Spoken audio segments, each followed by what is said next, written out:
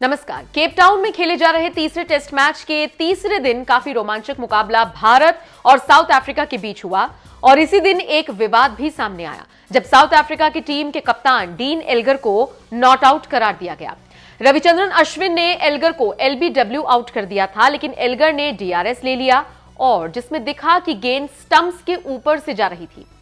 ये देखकर हर किसी को हैरानी हुई क्योंकि गेंद काफी नीची थी और ट्रैजेक्टरी दिखा रही थी कि गेंद स्टंप्स के ऊपर से निकलती। यही वजह रही कि कप्तान विराट कोहली, गेंदबाज आर अश्विन और उप कप्तान केएल राहुल ने इसके लिए प्रसारणकर्ताओं की आलोचना की।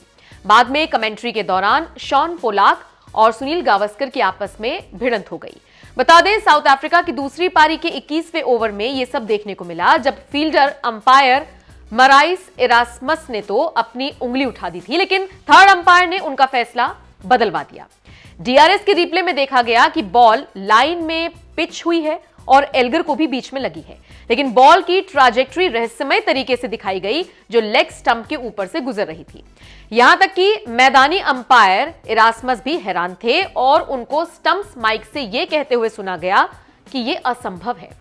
वहीं आर अश्विन ने कहा कि आपको कोई अच्छा तरीका खोजना चाहिए। इसके अलावा कप्तान विराट कोहली भी काफी निराश नजर आए और उन्होंने इशारों ही इशारों में दिखा दिया कि कितना गलत हुआ है।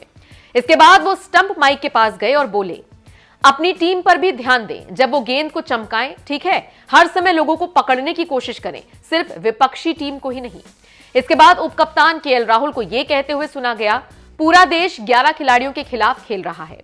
वहीं एक और खिलाड़ी ने कहा कि ब्रॉडकास्टर यहां पैसे बनाने के लिए आए हैं। खिलाड़ियों की बात तो ठीक थी, लेकिन इस पूरे वाक्य को लेकर शॉन पोलाक और सुनील गावस्कर की भी बहस हुई। साउथ अफ्रीका के पूर्व क्रिकेटर शॉन पोलाक ने कहा, भारत विकेट लेने के लिए बेताब था और उसके बाद भावना उमड़ पड़ी। गेंद लाइन में लगी और बाउंस हो गई और एल्गर ने अच्छी स्ट्राइड के साथ गेंद को आगे से खेला।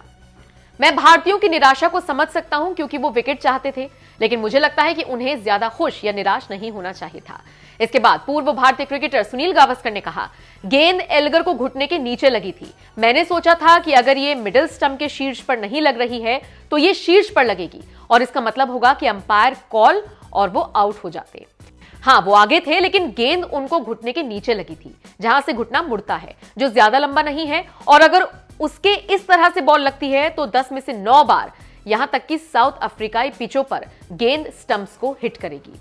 अब आप खिलाड़ियों और कमेंट्री के दौरान की बातचीत से बखूबी समझ सकते हैं कि एक एलबीडब्ल्यू और रिव्यू की वजह से कितना बवाल मचा हुआ है। लगातार इस पर सवाल उठ रहे हैं। बहरहाल आप बताएं, क्या वो गेंद स्टंप को मिस कर रही थी या फिर केवल ट्रैजेक्टरी में ही दिखाई दे रहा था?